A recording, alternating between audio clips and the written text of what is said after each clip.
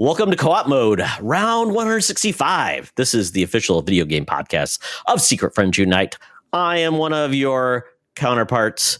The new challenger that's going to be joining us is a great guest, but I'm Todd Oxtra. I hail from parts known, Minnesota. The Wolves are playing tonight, so hopefully the Wolves can knock out those folks in San Francisco, and we'll get our basketball team still going. Joined by my Canadian, my friend, the fighter of illness, Mark Canadian Carabin. Go Sports! Hey, I'm here. Come on, the NHL is going on right now. We got some Canada still alive, Mark. They are, yeah. That's NHL is going strong and very exciting. It's a thing. Exciting stuff.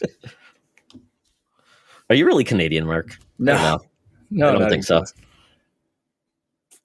All right. And then we are joined by a new member who's joining us on the Co-op couch, and that is Matt Kennedy, a.k.a. MKen10 on YouTube. He's a streamer. He's always sharing cool games, really into it, long streams. Check him out when you can. He'll tell you all about that in a second. But Matt, welcome to the show. Guys, thank you so much for having me. What's up? We're here. Good to have you. Sounds good. Yeah, you got your Wolves in there, and my Knicks just got crushed. But hopefully, up 2-1, man. If we can beat the heck out of the Celtics, that's all I ask for. That's all I ask. You know what? You got cats, so there's that. 1973 was a long time ago, so I'm hoping something happens. We are the LA Lakers. Well, Minnesota Lakers left us, and that's when they won all their championships. So the Wolves have got a lot of work to do to live up to that title. But Matt, before we get really into this, we need to know a little bit more about you and your gaming origin stories. First, what does MKen10 stand for? We should just always ask people what their gaming tag is, because sometimes it makes no sense. Yeah, no, for sure. So, Matthew, and then so MKen, and a long time ago when I tried to make one of my first emails, MKen was already taken. MKen1 was already taken, and I guess you kind of figure out the rest. And so I by the time I got to 2 or 3, I was like, oh my God, this is ridiculous. And 10 popped up. I was like, oh man, that rhymes with Ken. MKen10, and there it was. So that's been the tag for, gosh, we're going back maybe late 90s, early 2000s. So I've had that one for a good 25 years. That's amazing. Yeah. It's also probably a Star Wars droid, Mark. Can you verify? Oh, that would be sick. It is now 100%. Yeah, 100%. M series. Yes, gaming droid. There it is. Love it. Okay, next question. So you knocked out the first one. Thank you so much for that. Next question is going to be, what is your desert island game, understanding you would be able to play a game maybe that requires online connection, but you can't play with others? So that's allowed too. But if it was just any game, maybe something online like a Fortnite, but it's all bots, would you have a game that you would take on a desert island that would keep you satisfied? Do I have to? I don't play really. No, I'm just saying if you are online, it's a game that requires internet connection, you'll get it. You just don't get to tell anybody, I'm on a desert island, please rescue me. Gotcha. So, yes, I have a game. I don't think it's my favorite game, but the game that I would definitely bring is probably Fallout 4. Oh. I'm one of the ones that got lost in settlement building. So I have maybe 25 hours in Fallout 4, the game, and about 2,000 hours in Fallout 4 settlement building. Holy. So that would probably be and again, it's not my favorite game. It's just, there was just, that settlement thing took people by storm. You either loved it or you hated it, right? So you guys might be on the side of hating it. But I never got into it. I fell off the game too early, and I should have gone back to it, but yeah. Yeah, I Starfield had it right there, but I just don't think Starfield delivered in terms of the building aspect with their outposts and stuff. But there was just, and then the mods, forget it.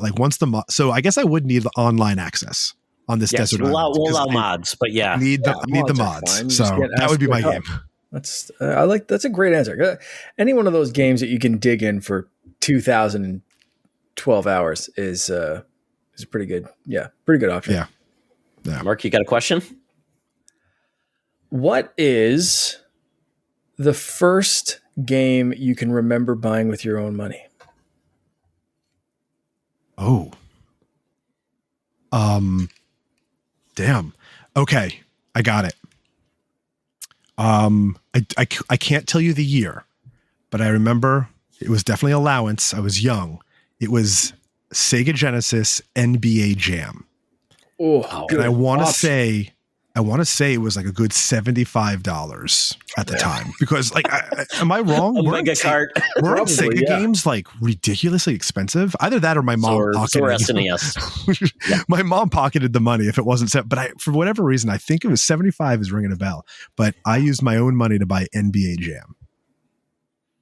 Did you use like the Bill Clinton code? Oh my gosh. I remember like you had the big head code or the Michael Jordan code. I don't know. I don't remember. That's funny though, because that's bringing me back. You like sparked something. But no, I don't quite remember what codes and cheats and stuff I used for NBA Jam. You gotta love it. And I love how when you codes and stuff existed back in those days. Right? It was all like school. Like how the hell did they get passed around? Like schoolyard to schoolyard. I remember getting codes on like pieces of paper that were either written or like really like printed from the shittiest printer known to man, where you could barely make out if it was an A or a B or an up. And then people would like color it in to what it was supposed to be, but like in pencil. So that faded too. And you're trying to read this pirate treasure map of like NBA Jam and like Looney Tunes basketball codes, and it's just like how did people discover it? How did it make its way around? Magazines, Mark. GamePro, right? Yeah. Right? I mean, like the Mortal Kombat blood code. That was the one that got passed around my school. And I remember this. It was like a printout of, I want to say, Kathy Ireland. Oh. It was like a Kathy Ireland like bikini printout with the Mortal Kombat blood code on it. And that thing got passed around for like weeks to like every elementary kid student. Why I remember that, I don't know. It was Kathy Ireland in a bikini, and I'm like, I'm almost positive it was Kathy Ireland. Yeah. Holy cow. I just looked this up. There is a Sonic 3 ad from 1994 from Toys R Us. Sonic 3 was $70. And it came, but for extra a $10 down payment, you could get a free Sonic Music CD. Wow! See, that's what I'm talking about. And so when we talk about video game prices going up, like the first thing that came to mind was like, damn, did my mom pocket that extra coin? Because if I ask her now, she's not going to remember. But I swear NBA Jam was $75. Yeah, they're like N64 games that hit like $100 30 something years ago.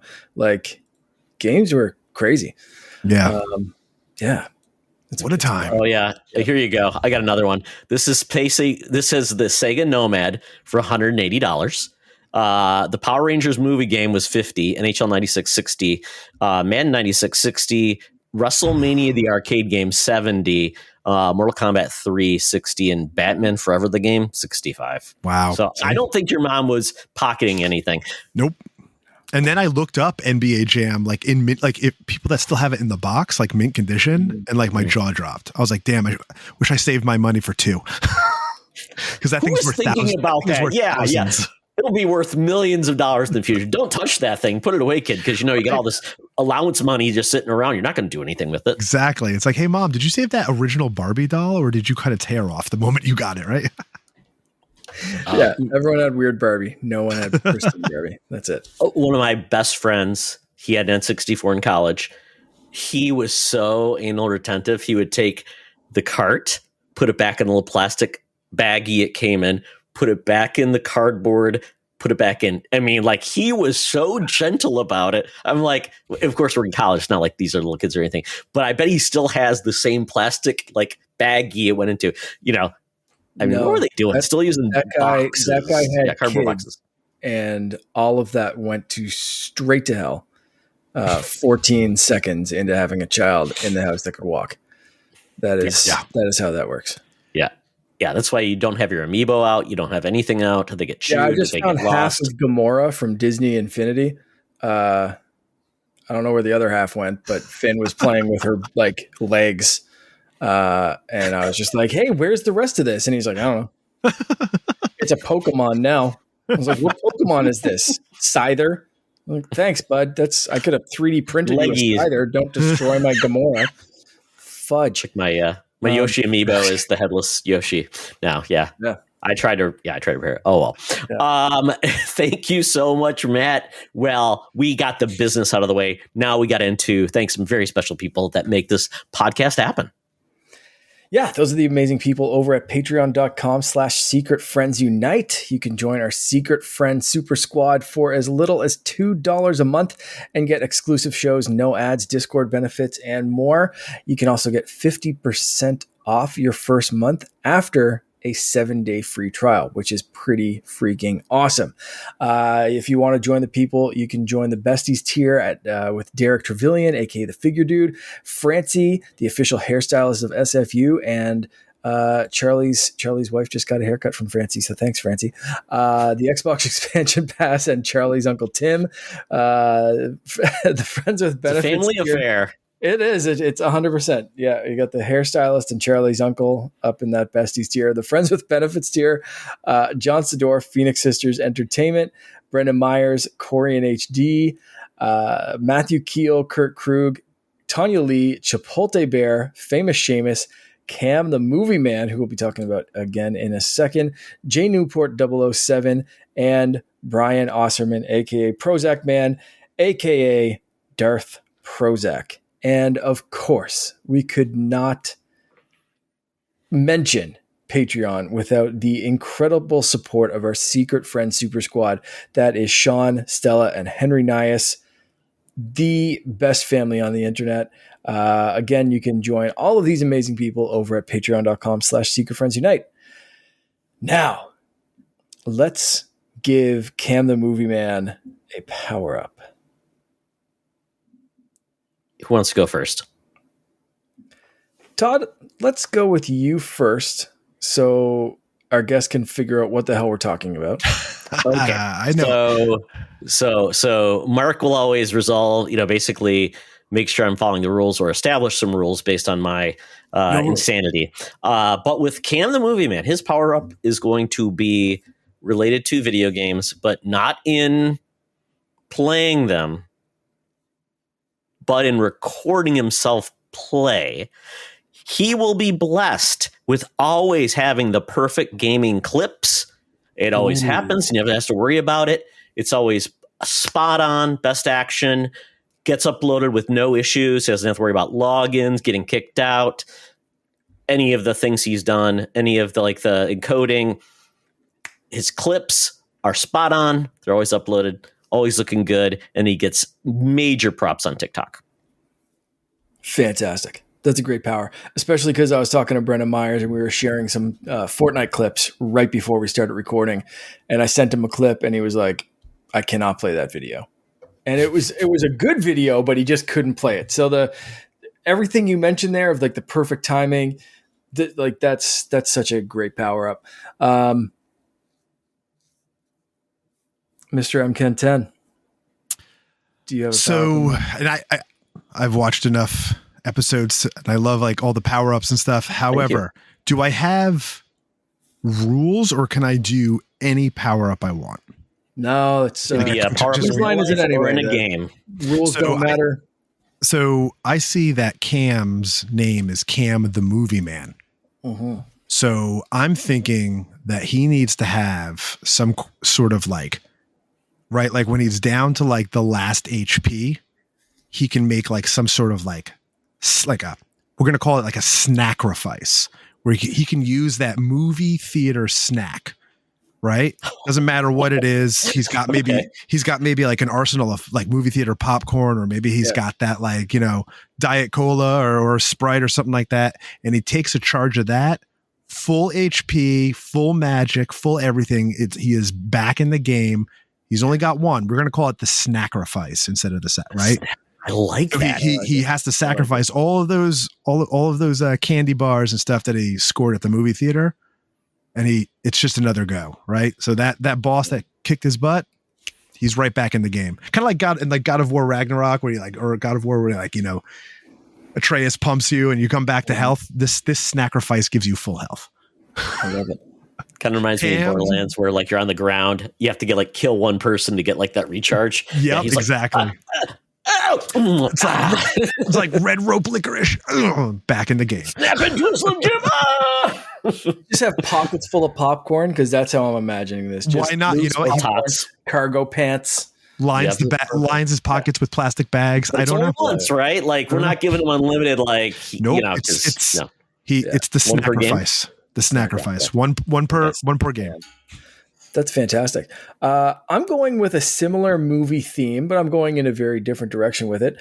I'm actually going to take a little bit of inspiration from Buy Rent Return and the classic days of Blockbuster and call this the Be Kind Rewind power-up that Cam the Movie Man can just at any point in any game rewind and just kind of fix a little mistake, make a jump, do something over again.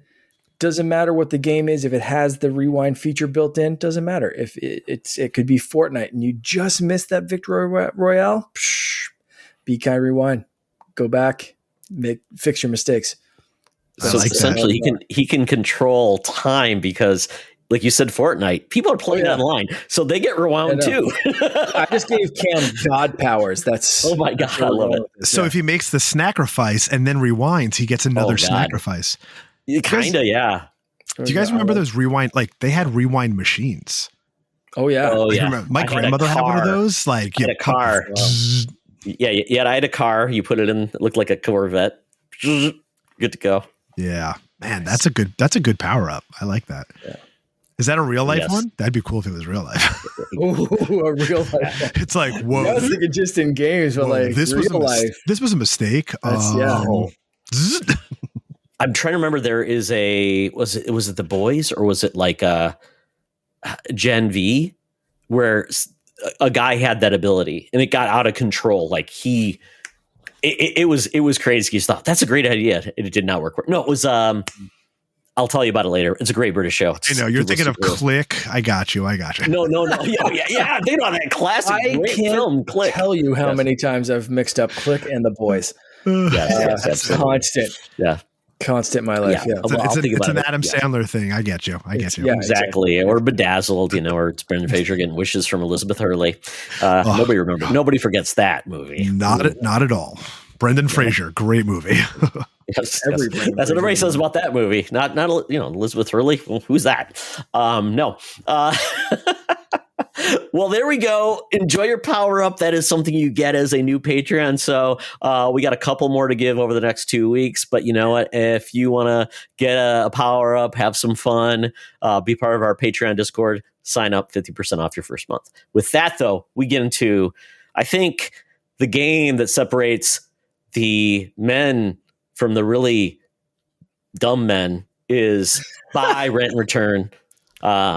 And typically I'm the dumb one. But this week of Buy, Rent, and Return, we're doing Worth the Wait. So I was thinking about it when GTA 6 is now going to be delayed.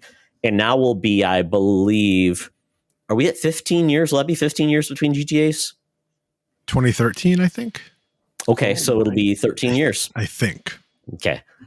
So the question is, between sequels or releases, is a game worth the wait that long?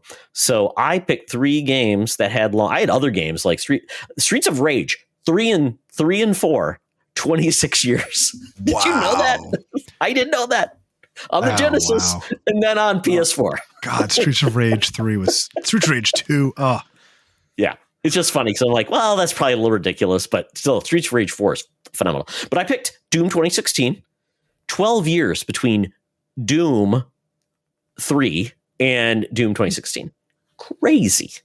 Wow. Yeah. Alan Wake 2, 16 years. Wow. I don't count American Wasteland. Sorry. If anybody was counting that, don't. Oh, is that the arcade game or something like that? That is like, kind of like action. Yeah, not very good. And then Psychonauts 2, 16 years. Matt, you're not going to be very well liked because your first comment was. I have a very psycho stat for this. Yeah. Yeah. So go ahead. So I played Doom. I played Doom 3. Okay. Did not play Doom 2016. I played Alan Wake. I have not played Alan Wake 2 yet. I played Psychonauts. I did not play Psychonauts 2 yet.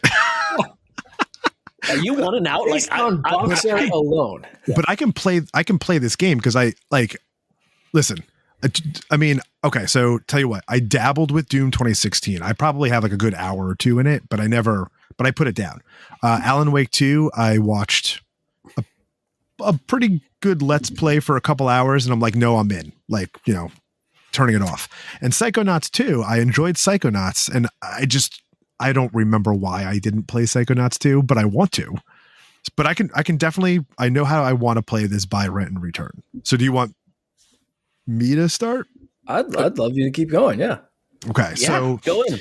Here is and I'm going to have like a super hot take. I know Daddy Diwali already permabanned me from life once again, but my buy and so should I give you my justification for each, or do you want me to just go, 1, 2, 3? You don't have to justify yourself though. It depends on how mysterious you want to be. Okay, so give us the explanation, or just pop them off and just be like, that's it, mic drop. All right, so I'm buying Alan Wake 2, right? Because this is a game that I did play, and I remember playing Alan Wake. I remember replaying Alan Wake, and I just remember absolutely being in love with that Stephen King meets David Lynch type of genre. And when we talk about the games we're playing in a little bit, I love Remedy. I am a big Remedy fan. So I am buying Alan Wake. I want that in my arsenal. I'm going to rent Psychonauts 2. I really enjoyed Psychonauts. I love a really good platforming game. It's, and Psychonauts is really quirky and brain bending, amusement park style type of game. But that's you waited online for the ride. You had a good time, and then you move on to the next ride. So I'm renting Psychonauts, and I'm returning Doom. I grew up playing Doom 1 and Doom 2, the circle strafing type of shotgun, type of thing. But the metal fast pace zipping around, my fingers started getting numb an hour into. And I tried playing Doom Eternal without finishing Doom. Doom Eternal's even worse if you hate the fast movement. And it's just I wasn't digging it. And I even put it I put the difficulty down, and I was like, oh, this is easy. But it's then why am I bothering with this game? So the high chase, I feel like I'm freaking on a caffeine rush, listening to heavy metal. It just wasn't. The Doom days were a little bit behind me. It's not that I'm not excited for Dark Ages, because I hear Dark Ages is more of a stand your ground type of game, although it still has that fast action. I also hear there's not so much zipping around. So returning Doom. All valid. Once again, yeah. You don't have to validate anyone. You can just be you, Matt. I think my reasons are justified. If Daddy Diwali wants to permaban me from being permabanned, it's okay. You know what? Who hasn't been permabanned by Dan at this point? It's a goal. I'm trying to get the most permabans. Yeah, I think his wife is permabanned right now. Maybe his kids too. Wouldn't be surprised. Speaking of Daddy Diwali, do you want to jump into some of the social write-ins on this one? Yeah, because his is exactly the opposite of mine. Yeah, I'll take his. So Daddy Diwali said, this one is tough. Buy Psychonauts 2. Blew me away. Didn't play the first game. Well, just skip right to the sequel. Rent Doom. This is my favorite Doom. Honestly, can we buy 2 games? No. I'm feeling you on that one, but no. And return Alan Wake 2. I loved Alan Wake 1. Got every achievement on 360, on remastered, on AW American Nightmare. I was high on AW 2 when it came out, but the more I played and after completing the game, the less I liked it. I thought it was a little too artsy in a bad way. There is very little gameplay. The jump scares got old, and I'm not sure we got any further in AW's story at the end of the game. AW1 is better. Ooh. Mark, can we permaban Danny Diwali? That's our first permaban on the show. All cap locks. All cap locks. Yes. All caps. Permaban. Do you want to take BTs? Oh my goodness, it's like a novel here. I have to do a summarization of this. Okay, Brian Horan, this is one of Charlie's relatives. Man, it's family affair, like we said.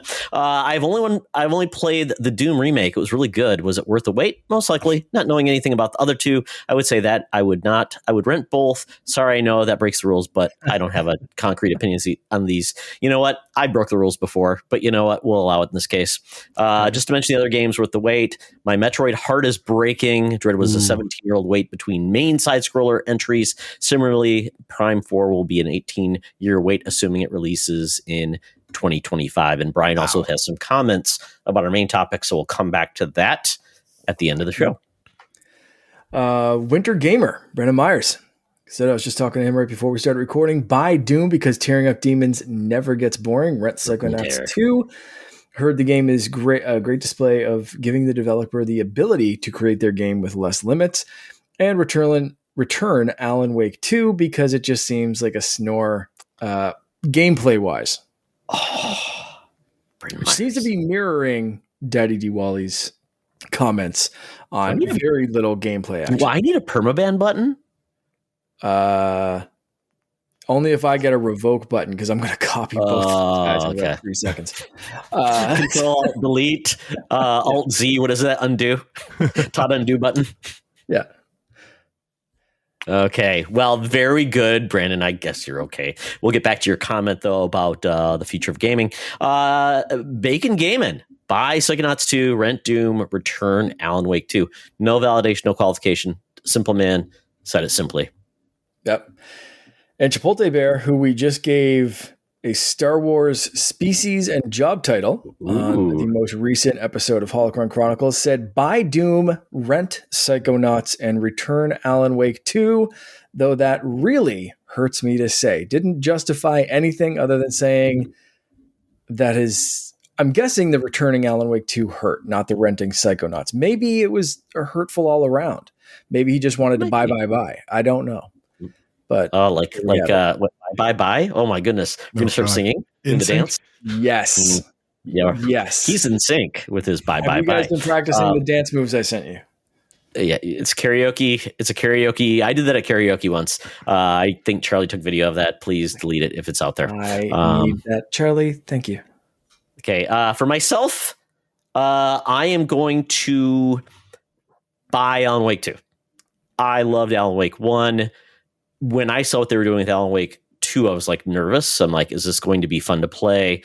And it was a challenge to play, but in a good way. I had to adapt. I didn't want to turn on the difficulty.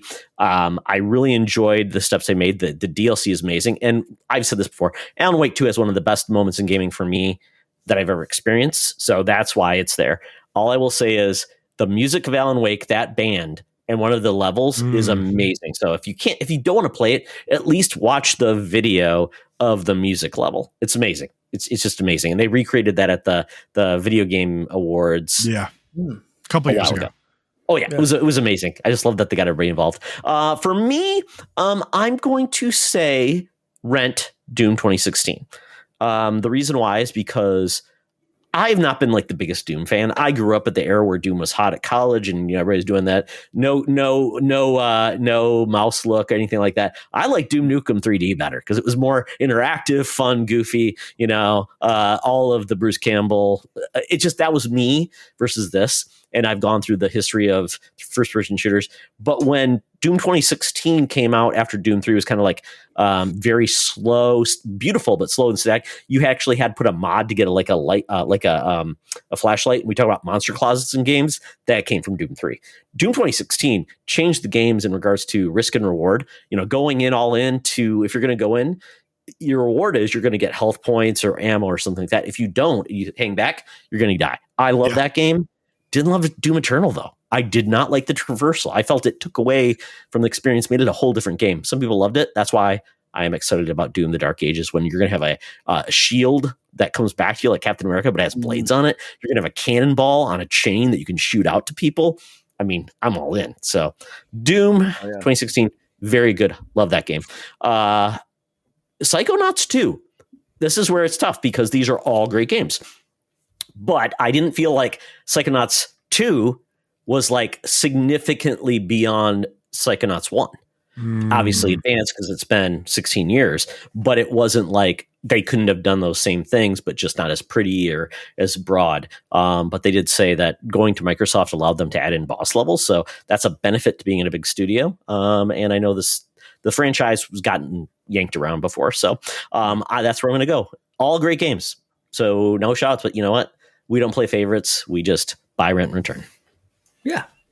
I am going to wrap this up by copying Brendan Myers. I'm going to buy Doom because ripping and tearing never gets boring.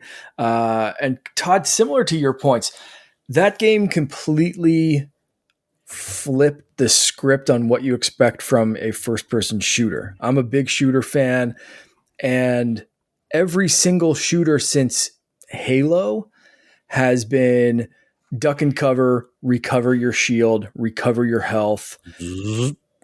Yeah, hide out until things recover and then go blasting. This game said, no, you're not stuck in a room with 20 monsters. They're stuck in a room with you. Go after them hard, go after them fast. You will be rewarded the more aggressively that you play. Don't hide behind a barrel because that's not going to do anything for you. Get out and face these things like the demon slayer that you are. And it did it so well that it took a couple of seconds or a couple of tries to realize like, I can't play this like a Halo. I can't play this like a Destiny or any other first person shooter since 2000. You have to play this like an aggressive psychopath and just go. And once you embrace that, it is one of the most satisfying first person shooters that I think you can play. And 2016 just nailed it. I'm looking forward to the new one, but like you said, Eternal didn't take that and elevate it at all. So if you're going to play one in the series, start with Doom 2016, maybe the new one. I've heard great things, but like that game was such a fantastic and miraculously still played well on even Switch. So like there's no excuse not to play this game. Oh wow. Play it more better if you can. But like if all you have is a Switch, it still plays ridiculously. It's one of those crazy never should happen ports, but it did. So just try it out. I'm going to rent Psychonauts 2. Great game, love platformers, but kind of to Todd's point, like it didn't really go that far above and beyond. I know the developer got to go above and beyond what they would have done independently, but it, as far as like pushing things forward in a genre, I don't know if they did that quite as well. And then Alan Wake 2, just never got into the series. Maybe it's one I should try and maybe that would elevate it, but I just never got into one or this one. So I might be missing out, but it's a return for me. Good choices, everyone. Yeah. Well played. And you know what? I like when these tough ones, it's not like the easy ones where they're so bad and there's an obvious one, but like I could have picked other games, but we'll go on from there. Now we get into what we've been playing. This is actually the first time we're actually going to talk about modern video games. And Matt, I am probably going to tag team on your first game because I've also been playing it. Oh, okay. Yeah. So Expedition 33, Claire Obscure, which is definitely hot topic of the talk of the town. I'm not incredibly far. I don't know if we trust the PlayStation counter, but I think it said that I was 10 hours in. Okay. But knowing me, like I walk to every nook and cranny and that damn map. The next thing I know, I walked in a circle. I'm like, wait a second. I've been here before. Oh wait, there's a map. I haven't even found a map yet. I'm like looking where the map is. So no, it's not like an in-game map. It's you actually walk the map. I haven't even gotten there yet. I'm so early then. I'm way early. Hey. So there's an overmap, like the old Final Fantasy, when you're like the old Final Fantasy. Here's my party. Therefore, you're walking around. You can go to the different areas and the different zones, and you walk into like the different places. And then there's no zone maps. There's no zone maps. There's no maps. And it's funny because like you can press a button and you get a compass, but it's like what good is the compass? There's no like little fairies saying go this way. Oh nope. But the level design is smart, simple. The level design is simple, right? And it's like there's like a nook over there. It's it's an optional boss, or there's a nook over there, and it's like some sort of like treasure or something that you can collect, and it all like kind of funnels you back to that main path.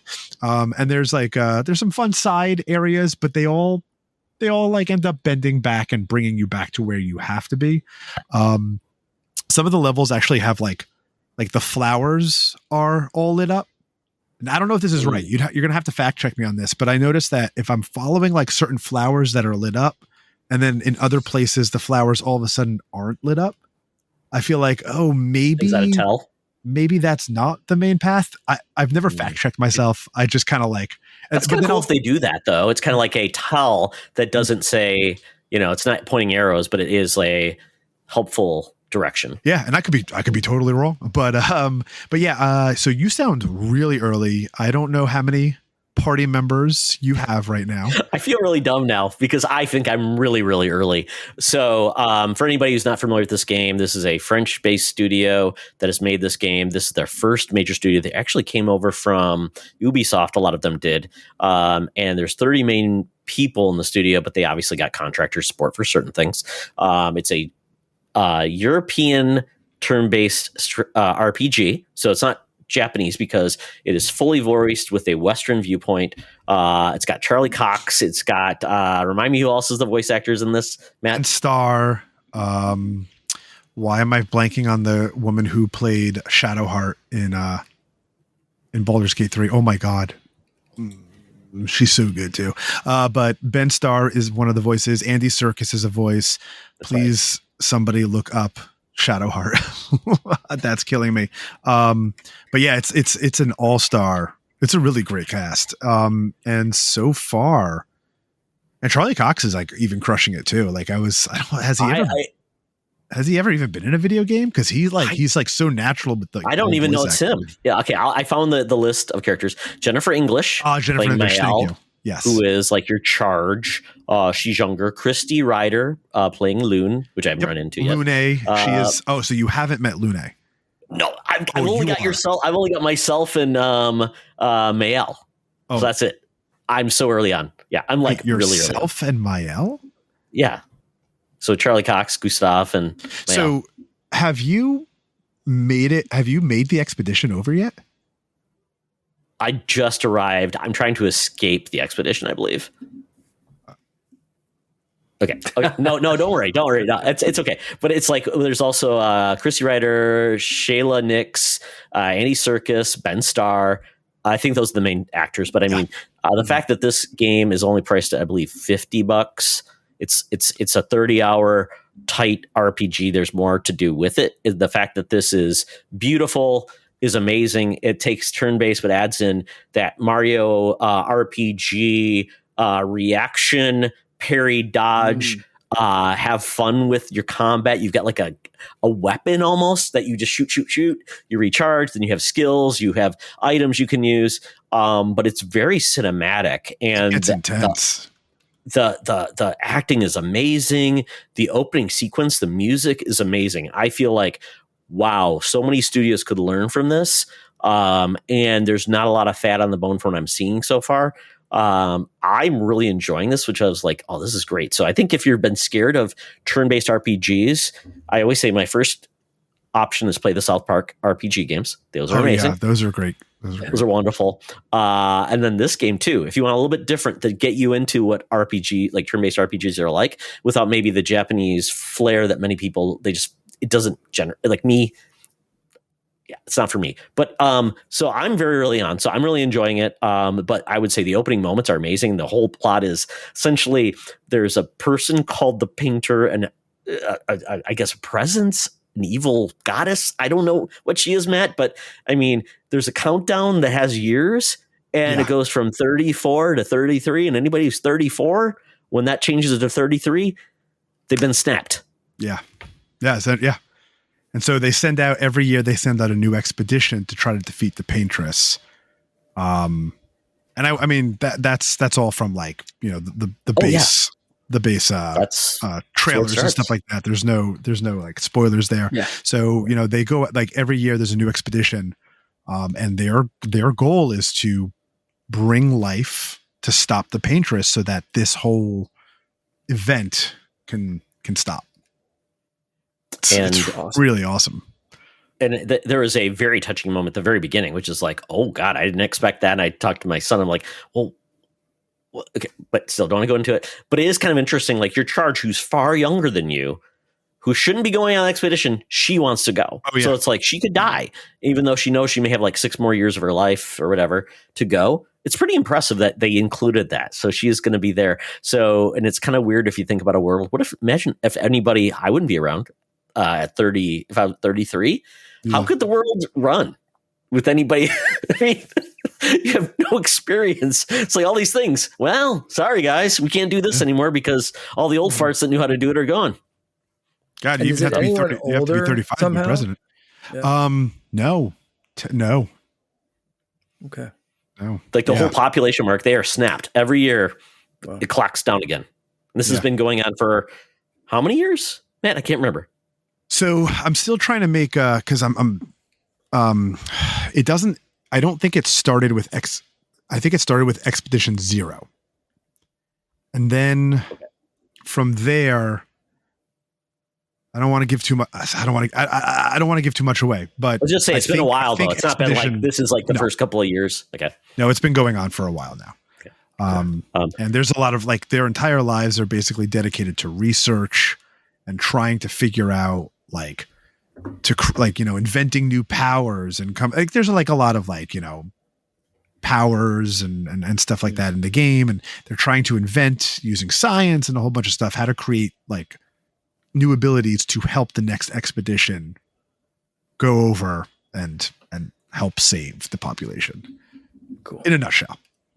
So one question, because I've only got the one party member, so it's basically very simple. It's like she goes, I go, or I go, she goes. How many party members, do you know, like, will you be like capped at like 4 party members and then swap them out? You're kept at 3. And you'll potentially have, I know a lot more because I remember when they showed the video about it, like, oh, you'll have this weird goofy dude and you'll have this and you'll have that. And it's like, so it sounds like. Can I say, I mean, this is not like story spoilers or anything, but it is like sort of mechanic spoilers. I don't know. Is that considered a spoiler? Yeah. What's really cool about this game is you can only have 3 active members of your party, but your party builds up. And so when you're doing a battle, if you lose that battle, right, and you have other party members still available, you can bring in the backup. Oh, cool. So when you get that game over, the game will ask you, do you want to bring in the rest of your expedition? So it's a really nice mechanic where it's like, instead of just like, these are my 3, I'm sticking with these are my favorite. They are forcing you, no, do not forget about your other party members. Like there's like a synergy between party members and stuff like that. So, the way you build them, like they'll definitely play off of each other, but do not forget the other party members because you want to build that synergy and those levels with them, and like, because you'll bring them in to continue the battle so that you don't get that inevitable game over, because some of these fights end up getting like pretty serious. Like they're getting pretty serious. So there's a lot of great, I mean, it's not a tactical game, but there's a lot of great tactics and thought. Like I spend half my time in menus putting together like the perfect character. And I'm like, if that doesn't sound cool to you, I'm sorry. I mean, I know there's guides and stuff like that, but this game like will have you reading to find out like what works best. It's good to hear. I like that. A lot of games where you get a lot of characters, you get your sets and you're like, you don't realize, oh, if I had upgraded those other characters or played with them, they'd be pretty awesome, but I never experienced it. So I like that they're thinking about that. It reminds me of Marvel Ultimate Alliance 3, where you get cool characters, but because your main characters are leveled up so high, you're like, I don't want to start over at like level 1, Mm. you know? So that's really cool. Yeah. Really cool. Well, yeah. I mean, this game, if you have Game Pass, you're playing on PlayStation 5. I'm playing on Xbox Game Pass on PC. Runs great. It's amazing that this small team made this game. And we're going to talk about kind of like some games now are going to be $80 and this is $50, and it feels like, I know. why is this not 80 then? Because it seems like they put a lot of effort in this. We'll see. Okay, moving on. Next game. Me still? Oh yeah. Speaking of Remedy, I am playing Max Payne for the first time. I have never played them. That's a lie. I played Max Payne 3 when Max Payne 3 came out. I believe that was a Rockstar game officially. Rockstar, that game that broke my Xbox 360. I couldn't play it. Kept on breaking it, so I stopped. So I played it way back. I don't even remember. I'd have to look up when it came out, but I played Max Payne 3 and I was like, oh man, this is a great game. And then at the time, I think I played Max Payne 3 on my PS3. Was it that? I guess it was that generation. And at the time, I don't think I was able to play Max Payne 1. Oh, Max Payne 1, PS2. Was it PS? So, Max maybe Payne there's no. 3 was PS3. Though. Oh, Max Payne 3 was yes, PS3, but like I remember loving Max Payne 3. I was like, oh, I'd love to go back and play the first one. And I don't think at the time I was able to. So I am finally getting around to it. Yeah, I'm finally getting around to it now. I am playing Max Payne 1 for the very first time. I bought like Max Payne 2, and Max Payne 3 all on Steam for like, I think like $6 for like all three of them. So I'm just going to replay the entire series. And awesome. I am in what is it? Part 3 or chapter 3 or act 3, part 5, somewhere. I don't. This game is so damn great. Remedy, like this is why I'm buying Alan Wake 2, okay? Because I mean, spoilers for a game that came out in 2001. Is that okay? Yeah. Like I'm at a part where it's like, you know, Max Payne was like drugged, and it's like he's reading an article, and it's like, you know, Max, it's like, you know, I know you're feeling weird. It's like, you know, you're in a graphic novel right now, and it's like everything is set up as a graphic novel, and then like you do this spiral, and you're back in the same room, and it's like Max, it's like you're actually in a computer game right now. He's like, I'm in a computer game right now. And it's just like freaking Remedy breaking the fourth wall 30 years ago. Come on. Like, I mean, they're just fine. It's like Sam Lake is just like, he's right there, right? Didn't they use his face for Max Payne? It's like, his face, but not his voice for the game, which was great. I'm absolutely loving this game. So, Max Payne for the first time, I'm constantly playing a new game and trying to play the backlog at the same time. So really enjoying that game. All those painkillers you take, the screaming babies, the weird like psycho area where it's like bloody trails. Yep. And I played that on PC back in 2001 when it launched. I'm like, this is the coolest thing ever. No games will not get any better. You've got like the Matrix, because Matrix was hot. So of course you've got like the dodge slow-mo. Yep. And you're like, your body is like flailing around and like, it doesn't make any sense, but it's still pretty cool. And I'm playing on PC as well. Like I said, I got all three on Steam for like, I think I said like $6. And they haven't. I heard they are doing Remedy is working with, I believe, Rockstar. Yeah, and they're doing remakes of Max Payne 1, I believe. Yes, that's what I heard, but who knows when? So exactly. I'm like, I'll play this because it was like 98 cents, and that's pretty. I'm experiencing it. I'm experiencing what Sam Lake's vision was. Yes. Amazing. Pretty cool. Yeah. And then finally, I will be, you know, for my, like I stream on Tuesday nights, and I just finished the Thaumaturge. I don't know if you guys have heard of that one. It is a turn-based RPG. It's just like a CRPG, right? It's got like that isometric view. It takes place in like early 1900s Warsaw. One of the main characters is Rasputin, so it uses like some historical fiction. And thaumaturges are basically like temperamancers. Like, you know, they battle and deal. It's like from Polish lore, and they battle and deal with like monsters and beings for like, you know, and the dead. And this game was off the chart. It was so good. The story was so interesting, and it's like a detective game. Like, and a lot of games I think are finally getting like decisions correctly, like choice-based games like Baldur's Gate 3 like was just flawless in terms of like their decision making, but this game low key, like decisions really mattered, and like the world around you was really affected. They blocked off certain paths, they blocked off certain choices in conversation. It's like, you can't do that because you already made this choice. The game plays off of flaws. So your main character has a flaw of pride. So if you like give prideful answers, if your pride is too high, you can't go with certain choices. If your pride is too low, you can't go with certain choices.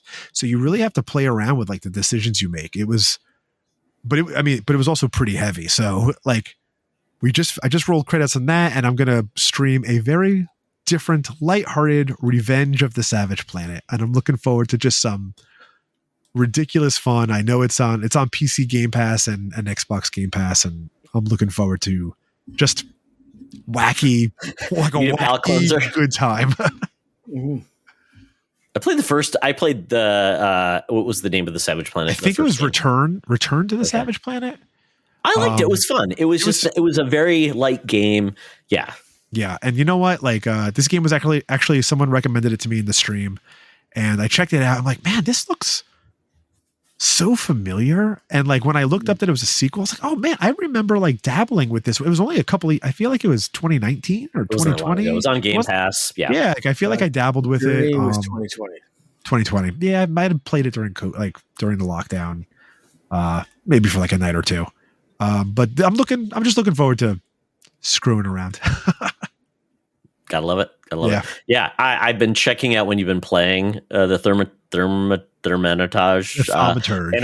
And I've been watching. I'm like, that looks really interesting. Yeah, it's the interesting view. So I didn't even see you do any combat, so I didn't even get there. But you were talking about kind of like doing the descriptive part. So I didn't know exactly like if it was just more of a like kind of like one of those action games where you're like looking for clues and you're just going through. I didn't know there was no combat, to be honest. Oh no, there was a few points where like I was like, oh my gosh, another combat encounter. No, like it's a turn-based game. You really have like the freedom to like mix and match all of your abilities and where you want to put them, and then you use like these I guess these monsters per se that you inherit. They're called like salutors, and you use them in combat. And like they're like some of the, like one's a crowd control, has like that crowd control ability, one has like a healing ability, and you really mix and match. It's very strategic. Like you can't just go in there and like, it's not like for example, Expedition 33. It's not like, ability, attack, heal. It's like I said, you have to think like 5 steps ahead, and they show you like what each character is doing in each round. So you can see like the next 3 or 4 rounds so that you can prepare. It's like almost like a game of chess. Like you really have to prepare your moves, and some of these encounters can last you like 15, 20 minutes. They're intense. They are intense, but like I said, they're strategic and fun, and they really make you think. Cool. Very cool. Well, good luck with Savage Planet. Yes, thank you. I'm looking forward to it. Mark, I'm interested in this one. It's been in my GameFly queue. I've been playing some very less heady games than the Thaumaturge, but I've been playing Power Rangers Rita's Rewind. I think we just saw it on sale or something. I can't remember, but Finn's been asking about Power Rangers. We watched a couple of episodes of like the original like Mighty Morphin Power Rangers. Mighty Morphin Power Rangers. Into it. So I said like, and he loved Shredder's Revenge. Absolutely loved it. Loves those kind of side scroll and beat 'em ups. They're very simple to understand for like a very close to 5-year-old. And Power Rangers Rita's Rewind, if you played Shredder's Revenge, you know exactly what to expect from this game. You pick your ranger and you go through the story. There's little collectibles in each one, but it's just a really fun, solid beat 'em up game. Don't expect too much more from what I've played so far. Now there are a variety of stages So not every single one of them is just simply a side scroller beat 'em up. There are also vehicle stages where you're driving through a level and aiming at different things. There's one level that's on a roller coaster and you're shooting things, sometimes shooting things to the side, sometimes shooting things directly in front of you. The camera will change, not in a like weird, make you sick kind of way, but like in a pretty clever way for something that's emulating or a Super Nintendo game essentially. And then there's the Megazord stages, which are the only ones that that gave Finn a hard time, because those ones are very specific, like learn the pattern of the giant, Rita makes the giant monsters and then all the Dinozords combine and make the Megazord, and you're a giant robot. And it's at that point becomes basically Punch Out Light, where you have to learn monsters pattern and dodge left, dodge right, and go forward. And Finn was having a lot of trouble. Like he could kind of get the dodging, but kind of forgot to move forward. And then he'd start moving forward and forget to dodge left and right. And then when you get within range, it's left punch, right punch. And the bad guy will kind of move to one side of the screen and you have to actually punch where they're going. You can't just spam right punch, right punch, because the enemy will start to lean a little bit left and then you have to hit them with that left hook. So for those ones, very happy we were able to play 2-player. But the annoying thing is if you're playing 2 or more players, you take turns with those Megazord fights. For every other stage, you're on the stage together. You're always, you can be kicking butt over here, they're kicking butt over there. For those ones, it goes to an individual gameplay loop. And you play until you get hit or it decides, okay, and there's a little cutscene and it flashes back to the Rangers sitting inside and they say, all right, I'm going to take over. And then it's the next person's turn. And so he would get really frustrated and I couldn't even really take the controller because I'd have to be ready for when my controller kicked in. So it got to a point where it was just kind of like him getting his ass kicked for 2 seconds. It's switching back over to me defeating the giant monster, and then us going back. And he got frustrated at that a couple of times, but not so much that we stopped playing. So we've been playing the hell out of this. It's a lot of fun. If you like Super Nintendo side scroller, beat 'em up kind of ninja games. If you don't, probably skip it. It looks fun. It looks really fun. It does. A ton of fun. It is on sale on Switch. I believe it's still on sale, or it was. But either way, it's well worth the money that we spent on it. It's so far just super throwback kind of Super Nintendo mindless beat 'em up with a few fun levels thrown in there and enough collectibles that you'll want to go back and be like, damn it, I missed one collectible in the second stage. I need to go back and play that. Yeah, that's what we did with Shredder's Revenge. Yeah, exactly. Such a great game. I think if you liked Shredder's, go back. Pointing correctly, I think that's my steel book for Shredder's Revenge. Nice. But and you know what? Didn't Luke, Xbox Expansion Pass, didn't he like do a review for Power Rangers? He's a Luke. Believe so, and I believe he talked to the developers, right? Developers too. Yeah, he's a huge Power Rangers fan. Oh yeah. I used to be obsessed with the Power Rangers as a kid. Me too. But when I saw that game, I was like, oh man, like my 9-year-old, I was like, we co-opted Ninja Turtles together. That's the perfect game to co-op, and I think you might have just convinced me to make another Nintendo Switch purchase. Yeah, if you liked Shredder's Revenge and you want that kind of co-op, because it's definitely better in co-op. I've been playing it myself just to not play with a 5-year-old and get all the collectibles and play it at my own pace and not like skip through all the Power Rangers story, but like who cares? But also I kind of care. Yes, you do. We care. Because I might as well, but it's so much more fun with someone else. So if you can like sit there and play with, one of the kids that has more than a 4-year-old's attention span, do that. Absolutely. I got so into it that I watched Power Rangers Once and Always on Netflix, like the one that they just did. Oh yeah, like the look back, right? With Tommy. Okay. Well, no, it's like a new thing. It's like an hour long. Oh, that's right. The original Rangers returning and kind of like telling a new story, and they're all older. It got the original Billy and Zach. They were the only two originals.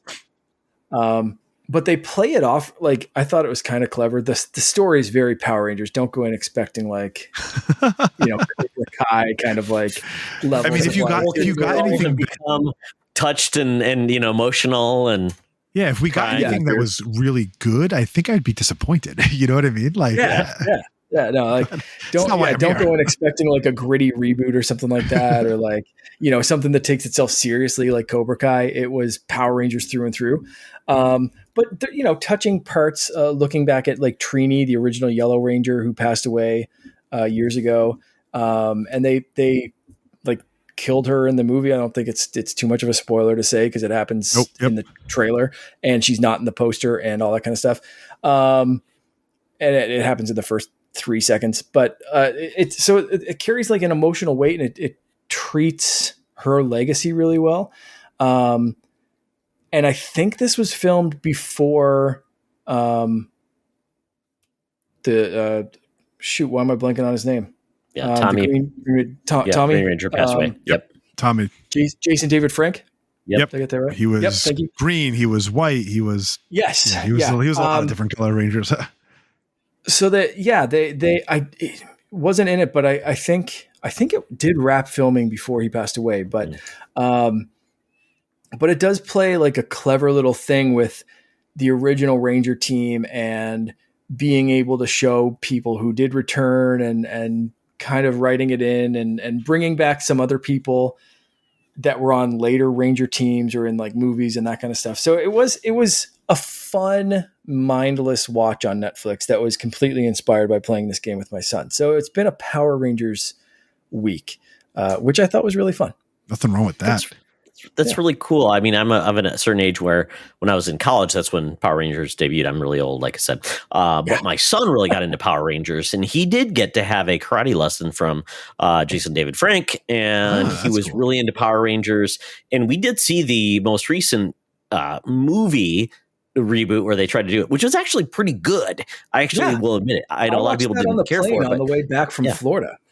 We really enjoyed it. That was good. Yeah. My brother and I were talking about it, and I was like, I'm going to watch that movie on the way home. So I'll recommend to Logan, maybe we can watch that Power Rangers show that you mentioned it, because I think he is probably going to get to an age where he gets nostalgic about Power Rangers because he's of a certain age. They all do. Yeah. Yeah. I have one of the Dino Thunder Power Rangers on my Xbox friends list that I met at a con a couple years ago. Yeah. Power Rangers is like, it weirdly like stuck around, and I didn't really realize that until I interviewed these two guys at the con that were in Dino Thunder, and it was like, holy shit, like this is still around, and there's so much like history and like 30 something years of like canon and stories, and like every generation has their Power Rangers. So like your son probably maybe didn't start with Mighty Morphin, but jumped in for something else, and it's wild and very cool to see. And then you get awesome little games like Power Rangers Rita's Rewind. I'm glad that they're finally getting a good game, right? Yeah. There's been a few bombs. Do we have like a last Ronin type of Power Rangers? Like how like Last Ronin. There's been some comics. Yeah, there's been some comics that have been touching on that in the most modern era, like with Pink Ranger, and they've been doing something. So there's, if you want to reach out to like find out like what the best new comics are with Power Rangers, there's actually some really good ones. There was like Pink Ranger series. Yeah. Like some M rated, but like how Last Ronin was like adult rated turtles. Not adult, but I would say more elevated Power Rangers comics. Yeah. Okay. Yeah. It's all comics. It's Pink. Don't expect that from the Netflix special, like the once and for like, because I kind of wanted them to do that with it, because I just saw this thing of like, and like I said, in the poster, it's like only for the Rangers. So you're like, okay, they like one of the Rangers is going to die. Are they going after like the revenge kind of thing? They, like what's the angle of this? Are they treating it, like I said, like it's Netflix? Are they doing like the Cobra Kai? Let's take this seriously. Let's like, elevate it or Last Ronin kind of thing. Don't go in expecting that. But like Todd, you're saying that there's comics. So that's, They are. Yeah. They basically got some really good writers to really expand the Power Rangers verse and storytelling. So if you're looking for that, there's a bunch that are out there that are really good. Yeah. And they've actually just rebooted again. Boom Studios has been doing a great job with them. I think, I'm trying to remember how long back, but I was definitely reading a and I think it was more nostalgia than anything else, but I was definitely reading a Power Rangers comic series, but we're going back a few years.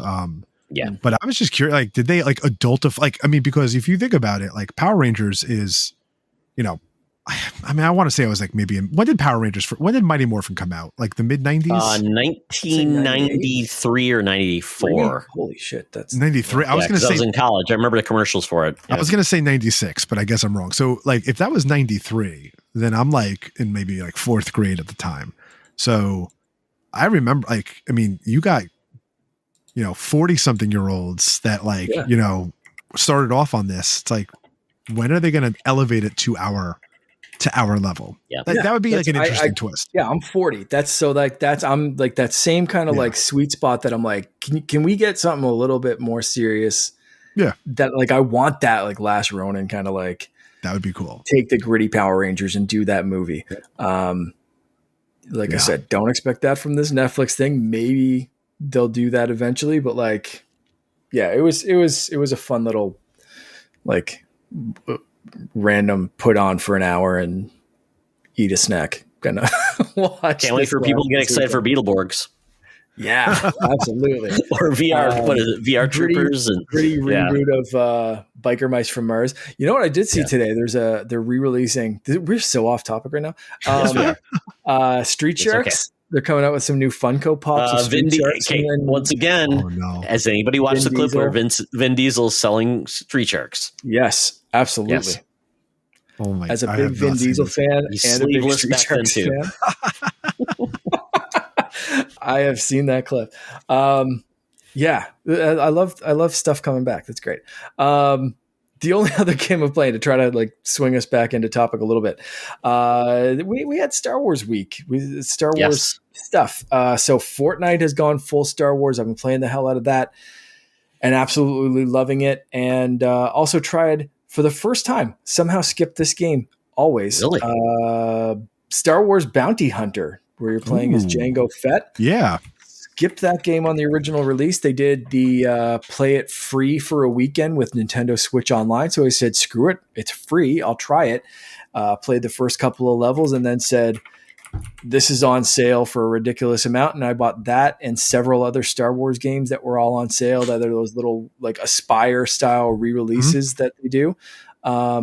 So I've been playing my way through Bounty Hunter and I'm going to get to the rest. So yay for classic Star Wars stuff. I'll be talking to those, I'm sure, for the next few episodes. Yeah, I feel like that was like that released around the time of Max Payne, right? Wasn't that like the early 2000s Bounty Hunter? Oh, it was PlayStation 2. Yeah. Yeah, because I remember playing that on PlayStation 2. Yeah. That was a great game. That was a great game. Oh, I might want to add that back to the list now. Man, you got some good stuff going on there. And Mark, I don't think we even mentioned that new Star Wars game is coming out, Zero Company, which is essentially a XCOM Star Wars game. Yeah. Or you would say Mario Rabbids style. Yeah. Can't wait for that. There's another one for Quest, exclusively for Quest 3 and 3S, I believe, that uses mixed reality and lets you work on pod racers and then race them. That's cool. So it's like, I think you at one point either work for or work with or maybe against Sebulba, but Sebulba from episode 1 is in this. And is Watto and his racist ass in it too? More than likely, if Sebulba's in it. So I'm going to sell more children into slavery. I can't wait to see like some mixed reality stuff of like a pod racer in my living room. That's going to be trippy as hell. Or like just racing a pod racer in VR. Like, is there a bucket that you're going to throw up into as well? Bucket not included, but yeah, I'm going to need that. It's you look over and it's Sebulba, giving you the side eye. Yeah, it's gonna be fun. So there's some good Star Wars stuff all around. Very, very cool. Well, I'm just gonna wrap this up. Talk about Expedition 33. Really cool. Doom: The Dark Ages comes out the 15th. So I believe this Friday or Thursday dates don't matter. I will be playing more of that, and then more things are coming, which is just crazy.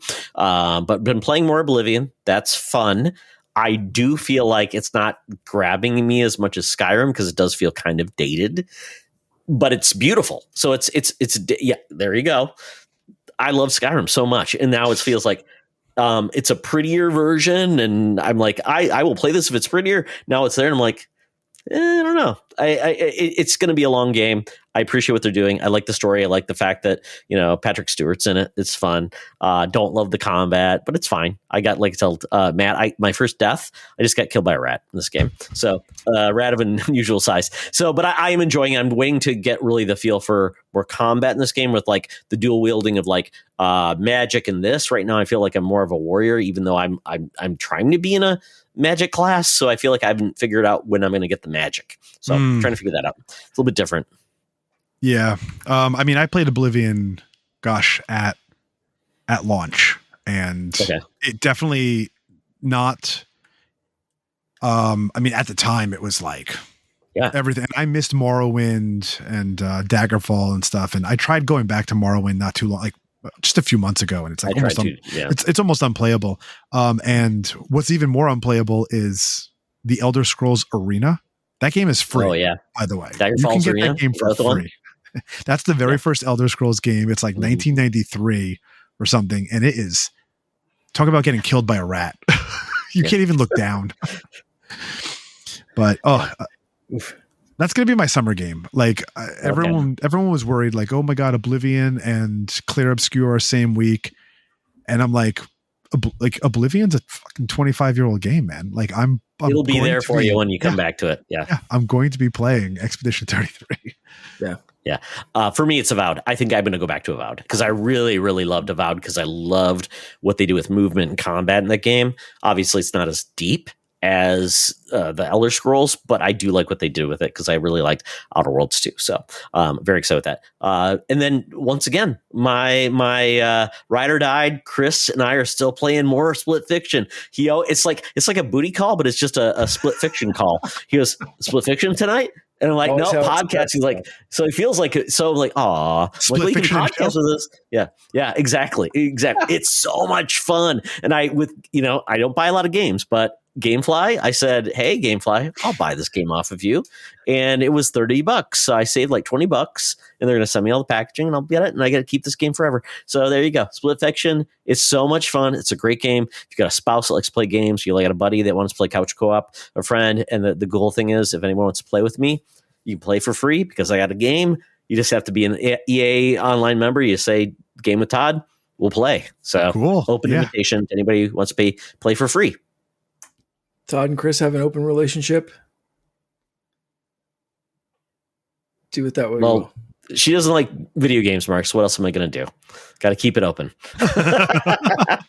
Yes, we do. Yes. Well, I mean, I don't want to cheat on Chris, I mean, what am I going to do? I mean, but I will play. And I played with Logan couch co-op too. So it's fun to play with him and then play online with anybody else who wants to play. So there we go. That's what I've been playing. And I have many more games when I just looked at what's coming. And I'm like, oh my God, Donkey Kong's coming in July. And I'm so excited.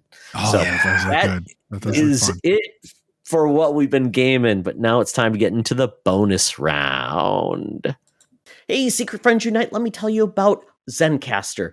We use them for our show, and now they're supporting us. Zencastr is now the all-in-one solution making podcasting easy. It's the ultimate web-based podcasting solution. Provides high-quality audio and video podcast production and hosting. With a full suite of professional tools, podcasters can seamlessly record, produce, and publish studio-quality content, all from one dashboard. Being a creator has never been easier. And we chose Zencastr because of the ease of use, high quality output, and it makes it super easy for our guests to come on. We had multiple solutions we tried before, and Zencastr has just been the best fit for us. Why Zencastr? It's now super easy to record a podcast with Zencastr. Log in using your browser and start recording a high-quality podcast right away. Record studio-quality sounds and up to 4K video with your guests. Feel a sense of zen knowing Zencastr's multi-layered backups ensure you always have your recordings in the highest quality, even if the connection is unstable. Have you ever worried what you sound like? Zencastr's post-production process makes you sound buttery smooth. It automatically removes those ums and ahs in your recording. It removes those awkward pauses in conversation too. Set the right podcast loudness and levels while reducing background noise with the click of a button. So if you're interested in making an easy, high-quality podcast just with the click of a browser button, go to Zencastr.com/pricing and use my code SFU1. You'll get 30% off your first month of any Zencastr paid plan. I want you to have the same easy experiences I do for all my podcasting and content needs. It's time to share your story. Now back to the show. It's time for the bonus round. And this topic is all about the console industry as we know it. It's got some challenges. And the question is, can it evolve to survive? We've had many instances where we thought the consoles were going to die. We had the original crash with Atari where E.T. apparently was not a good game. Neither was Pac-Man. Did not work well. There's a landfill over in New Mexico. I think they finally found the games. That's been solved. Nintendo saved the day. Yeah. Nintendo saved the day. And we got consoles. And they've been great. They're doing great.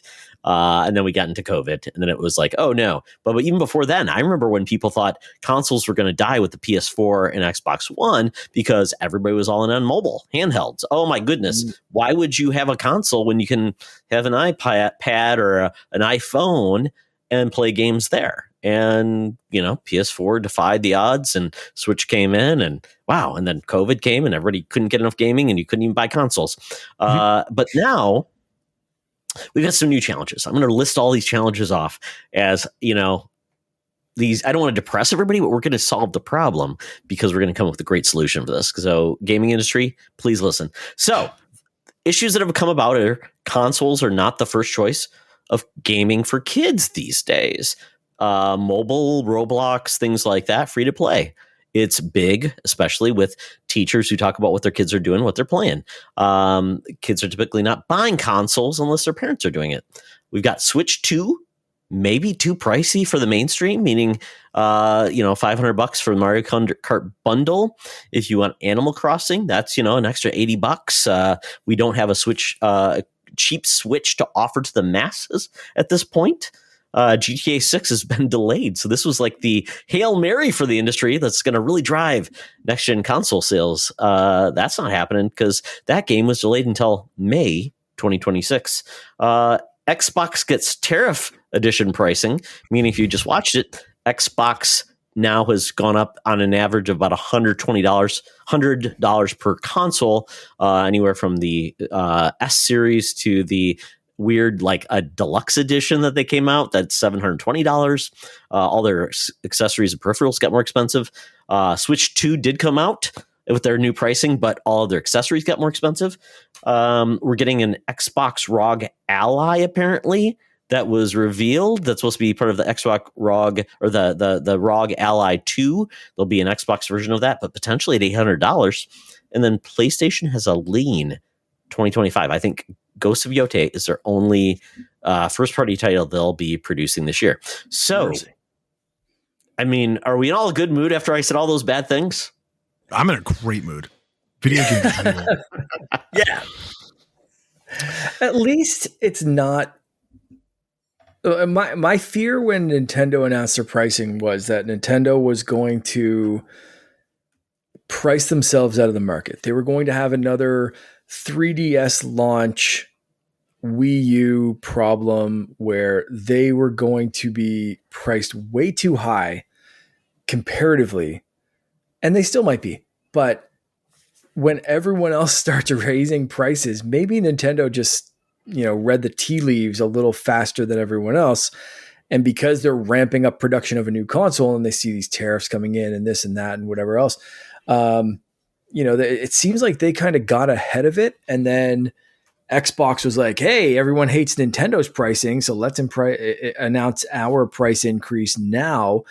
And I don't think they got I know they got a lot of hate for it, but I don't know if it was quite as much of a shock or quite as much hate as Nintendo got for launching the new console from what I was seeing anyway. Like, there was a lot of, but a lot of like, oh my God, can you believe this? But it didn't last as long as like, I can't believe how expensive the Switch 2 is, but like at least everything's rising. So you can point the fingers at why and where. And do we expect Nintendo to though set the bar for $80 pricing? That's the thing that was like for games. That was the surprising part, especially like a game like Breath of the Wild, where it's I think. Yeah. I don't know if you guys watch like Kit and Krista used to work for Nintendo. I'll watch their podcasts and their videos every once in a while, but I've been watching a bit of their Switch 2 coverage, and Krista, I think, really hit it on the head where it's, you have to, I mean, like, you were talking earlier about how expensive games used to be. Like Matt remembering like, it was a $75 30 years ago, like adjust that for inflation. And we've got way cheaper games now. I think what it's going to hurt, or Krista used the example of like Princess Peach Showtime. Like you're not going to play that game. You're not going to just get that game on a whim.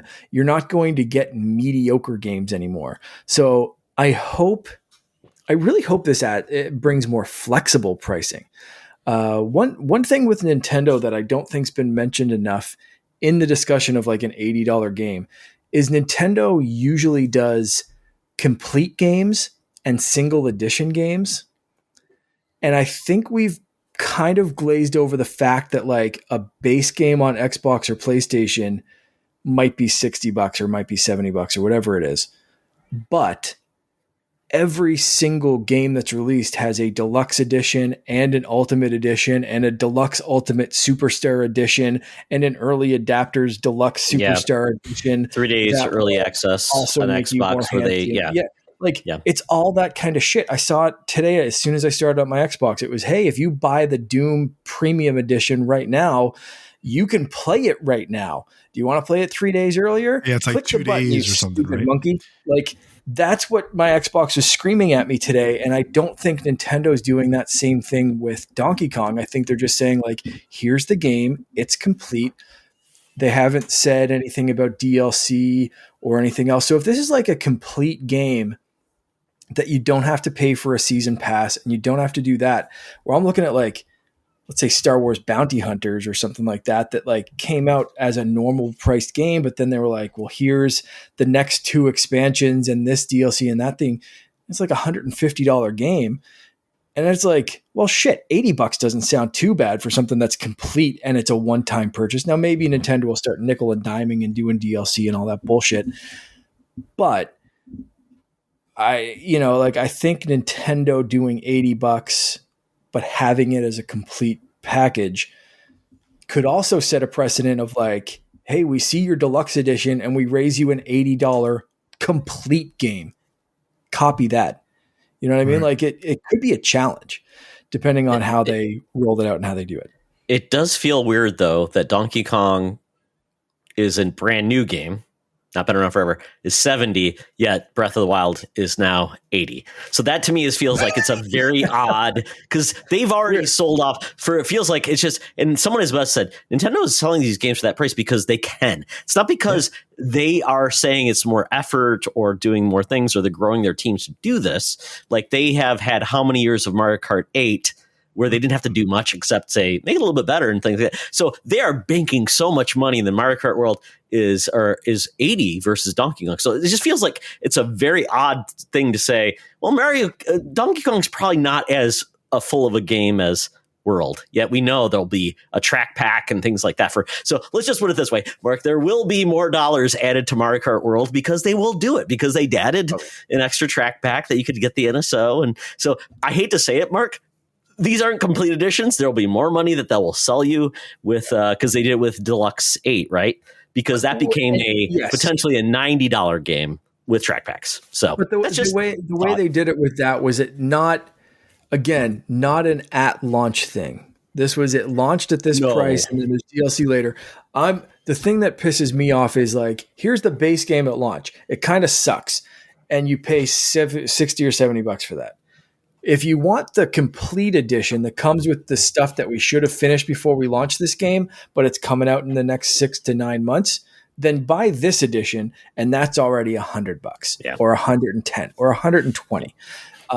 So that's where it's like, is Nintendo raising the prices, or are they just kind of like catching up because everyone else releases broken? They went to 70 with that thing made me laugh. They went with 70 with Tears of the Kingdom, and they said, "Oh, 60 minute, we're going to go right to 80." So they essentially went to 70 once, and then said that's not enough. So it does feel weird that the industry went from 60. PlayStation said 70, everybody went, and it's like, oh, now 80. It's like, ooh, it's getting really rough. So it is interesting, and we're not putting a blame on Nintendo. It just is very funny because they're the ones that are supposed to be the family console, and now that they're the most expensive games out there before anybody else, is like, sorry kids, save up more money, just like Matt did. Yeah, right. Wasn't 2K the first game that hit 70? Like NBA 2K something or other? PlayStation, I think, did 70 first party, but I think 2K was the first one that's 70 like third party. Okay. Yeah.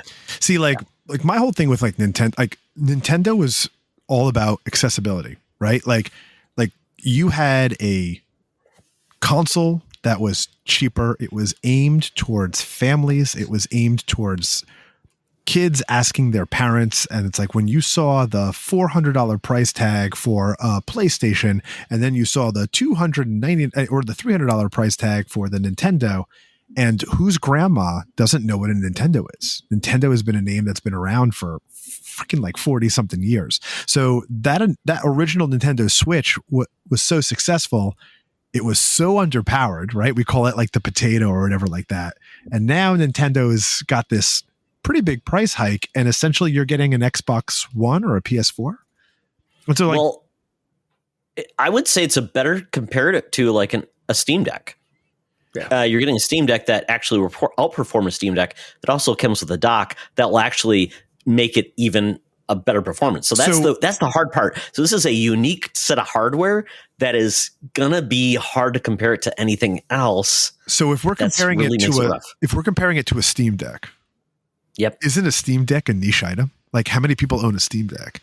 Oh yeah, absolutely. They think all of the handheld PCs, maybe 5 million total, 6 million total, in that range. But you're right, it is a niche item. So does Nintendo Switch 2, like, is it losing any of that mainstream luster with this price hike then? Like, if we're comparing mainstream, yes. Yeah, I would absolutely say it's mainstream going to be painful, but the early adopters, the passionate folks, $13 million, the 13 million people who bought a Wii U are going to be all over this.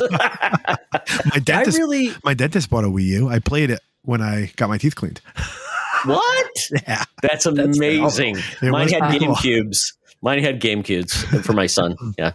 I really wonder if Nintendo's, again, reading some statistics or reading some tea leaves here and wondering if the first point on your list is kids aren't playing consoles. Kids aren't rushing to consoles. They have tablets and they have phones and they have things that are good enough to play Roblox. And does Nintendo care if it's a niche product? Or do they think consoles and gaming in general are going to be a niche product unless you have a phone? Like, is that where the casual audience is going? Finally, we've been saying this for years, like, is casual kind of going that way? And the Switch, I think, was a unique proposition and came in at the right time, and pandemic and Animal Crossing and all this kind of shit. But like, is Nintendo accepting that they can't catch lightning in a bottle twice? And they're just like, here's a gaming tablet. Buy this instead of a Steam Deck. We're going to have Nintendo games. If you want it, great. If not, play friggin' Mario Run on your phone and leave us alone. Like, does Nintendo care anymore? Or should anyone care about a casual market? Or is that just a pipe dream that like gaming just shouldn't really worry about? Like, is that what Xbox is trying to do with Game Pass on everything, you know, cloud gaming and all that kind of stuff? Like, is that the solution that's going to work for this? Is like free to play on your phone, Apple Arcade, App Store stuff, or like maybe streaming, but like Game Pass isn't really blowing up the way I think Xbox wants it to on like a, Fire Stick or something. So is Nintendo just watching all of this and being like, frig it, let's compete with the Steam Deck and show them how to do a gaming handheld for the people that want gaming handhelds and whatever, you know what I mean? Like, are they happy with that? Well, like, I feel like, right. Like, so how, like the Switch market in Japan was like off the charts, right? Yes. I mean, like that handheld. So, and it caught fire here. I had a Game Boy, I had a Game Gear, like handhelds were cool. Like handhelds were, my 3DS is over on the shelf over here somewhere. And then, I think the Switch just kind of brought it back. I mean, and then like, if you think about it, like, what was it? Like only like a year or two where Nintendo's like, oh, hey, guess what, guys? We turned on a Switch on our side and now you can use Bluetooth. Yeah. Right. So it's like, I am sure the Switch 2 has like a trick or two up its sleeve where it's like in a couple of years, it's like, oh guys, guess what? You're welcome. And they do something, like something happens, some update happens. I'm sure they have to be right there. There's so much forward thinking in consoles, right? Like, the PS5 comes out, they already know what the PS6 is. Like, the Xbox Series comes out, they already know what the next one is. So they got to know, there's got to be something, because like their whole thing was, like, in my opinion, accessibility, right? They reached families. And I'll tell you right now, when I saw that price, I told my son, I'm not staying up at midnight, man. We're good with the Switch 1 for like, this kid's still playing Tears of the Kingdom. He's got 250 damn hours in this game. I was like, you're still good. Yeah, it's interesting. And Mark, you make a great opinion, because I think at this point, Nintendo realizes that maybe the Switch was an anomaly, and they are going to maximize their dollars. We see this with a lot of consoles. If you can't grow the audience, what do? Get more of the money out of the existing people that are passionate about it. Yeah. Now that Nintendo has a system with the Switch 2 that will get the games out there that people want, it may not grow because COVID is hard to duplicate. Animal Crossing is not coming out day one. And it's hard to tell the casuals to say, well, you can get Animal Crossing. It's only going to cost you $530 to play Animal Crossing. That is hard versus like maybe $200 for a Switch Lite plus the game. Do they even care about, like, do they think they can capture the Animal Crossing crowd again, or was that game released at a perfect time, lightning in a bottle, when everyone was stuck inside and looking for a way to connect, and they came out with this Animal Crossing game that they had worked on for years, right? And it just happened to launch during a pandemic. It had never been that big before. Everyone was like, "Can I please come to your island?" I think Nintendo is realistically looking at this and being like, okay, Animal Crossing sold 100 million units. The next one's going to do 20, because when the hell is that going to happen again? Because that one shouldn't have happened. So, like, do they even care about trying to replicate that? They're hoping it doesn't replicate, because who wants another friggin' global pandemic? You know what I mean? Like, exactly. I think they're being realistic about it. And like, to your point, like, I think they're looking at like, how can we kind of maximize dollars without really being able to grow our pool? And Nintendo doesn't have all of its eggs in one basket anymore. They have they also have a little bit of a theme park going on. They have franchises. Yeah. So I think this is where Nintendo always wanted to go. They just couldn't, because they couldn't get past their own failures in the past. Or like, we don't want to do that. Now I feel like they feel like we can have gaming as an arm of creating IP that can be leveraged, that can create a lot of revenue for us. And so we know it's going to happen. So I think they can play the game well and say, well, this makes sense for the hardcore, but maybe we have another Animal Crossing app that is in its space, because they just released that one Animal Crossing app where now it's like it's $20 and it's it. And you do it. So I think there's a way that Nintendo can play the game, get bigger, reach out to people with saying, you don't have to buy a $500 system to play our game, because quite honestly, your iPhone is probably more powerful than the Switch 2. Maybe. I don't know. I'm just going to guess. Yeah. But so I think Nintendo will be okay. I just think they're not. I think people are just going to be in a spot where they have to realize that, like a lot of people, getting multiple Switches in a household will be very expensive at this price point, especially it instantly killed us getting to. Yeah. And then think about like Mario Kart World, $80 a piece. and then having separate copies. Obviously, they've done better work to get shared copies and things like that, but it is a challenge. So I think Nintendo's in a good spot. Now let's talk about the other guys. Yeah. GTA 6 was supposed to spark the next gen console. It's only coming to PS6, PS5, and Xbox Series consoles. There's no PC port at launch. There isn't. There never has but been. Rockstar, I don't think ever launches on PC. Right? Exactly, they don't. It's always a year later, and then what I heard there is they're delaying this so they can get GTA Online at launch. They previously didn't. When they did GTA 5, it was delayed a year. So that's why it's going to hit. So the whole point was, hey, this is a next-gen only game that would push consoles. Call of Duty is still not only on next-gen. I think the only game that's been next-gen that really pushed boxes has been the NCAA football game. Everything else has been Madden's still on the old gen. So I think the problem with this adoption is there's not been many games that have really required you to upgrade to be that are the mainstream games. So that's a challenge. And then Xbox, which has not been growing in the console space, they're about 32 million for the Xbox Series. And they will probably end up less than Xbox One, which is scary.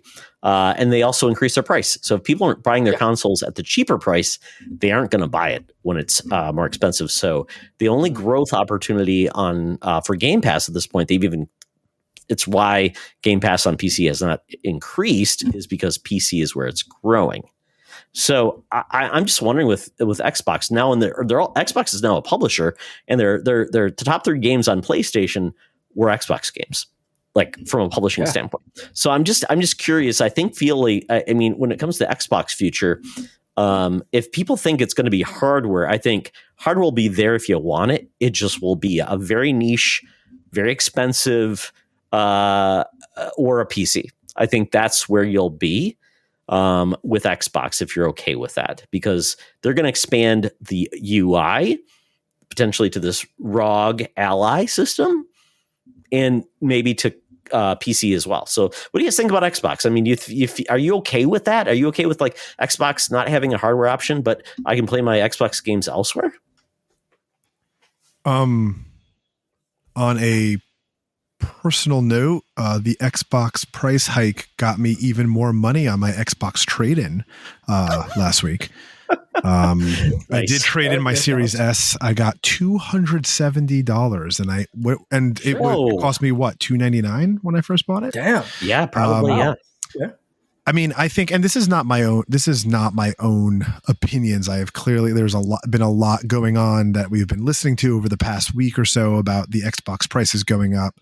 But I think, and then with a few of mine, I kind of added in, but Xbox, I don't think, is trying to sell you the console anymore. So and we're at a point in this generation where in previous generations, prices have gone down. And right now prices are going up. And I know a lot of people are looking at, and it's you got your fanboys that will say Xbox prices are going up. It's Sony raised their prices in other countries a while ago, right? Yeah. I know we're not talking about it maybe as much because it didn't happen in the US, but I think Canada got a price hike, and a lot of other countries got price hikes over time. I don't know if Canada got one, but I mean, PlayStation has raised prices as well. And then you had Nintendo coming out with their price.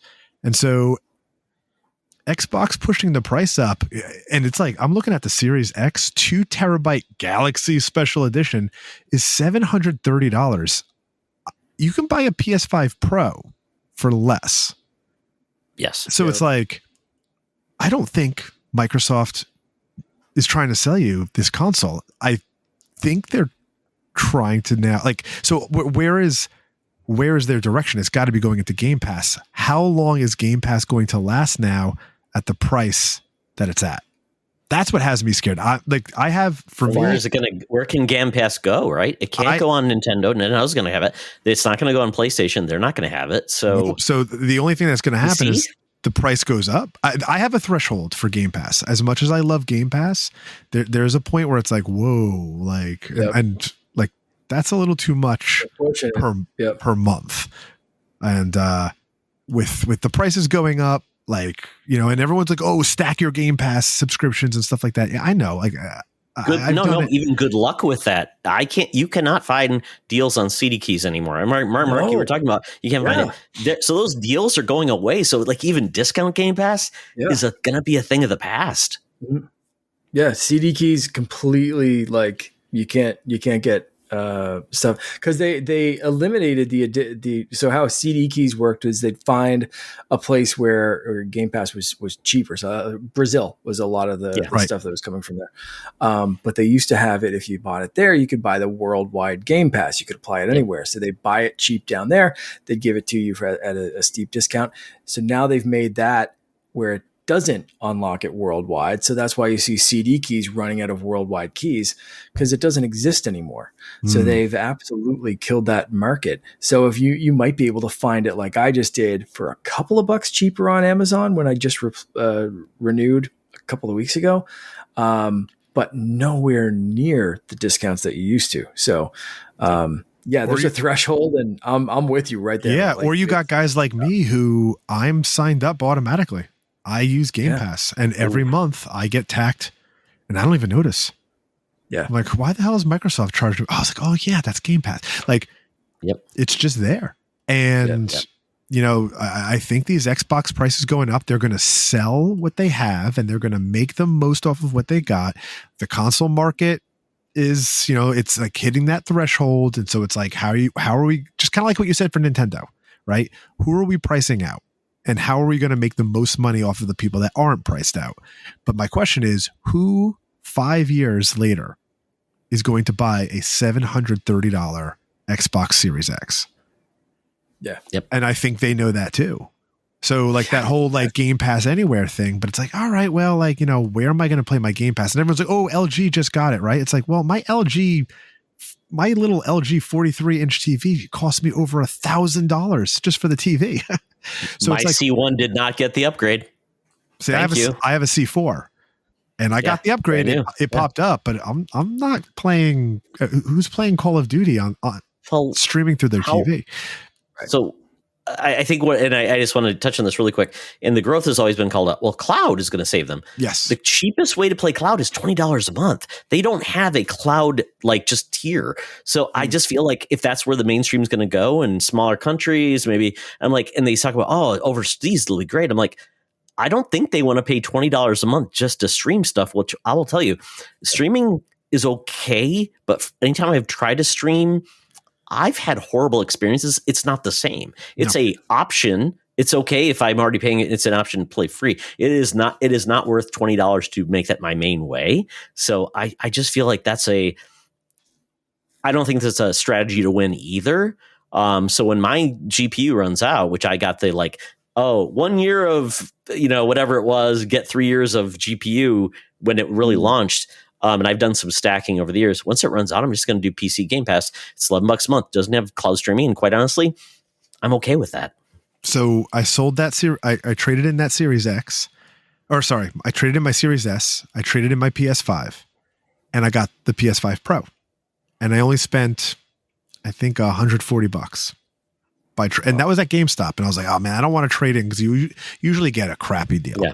But it's just, oh man, these prices going up, and I had that Pro discount. I'm like, oh wow, I actually couldn't believe how much money I got for these two consoles. That's wild, yeah. So, and I was like, oh, if I traded my Series X, I probably would have broke even. But I ended up keeping the Series X. But my whole thing is, it's like, well, when I start streaming games downstairs, it's like I'll now be streaming off of my PC, and my Xbox upstairs is so that me and my son can play Ninja Turtles, but not at the same time.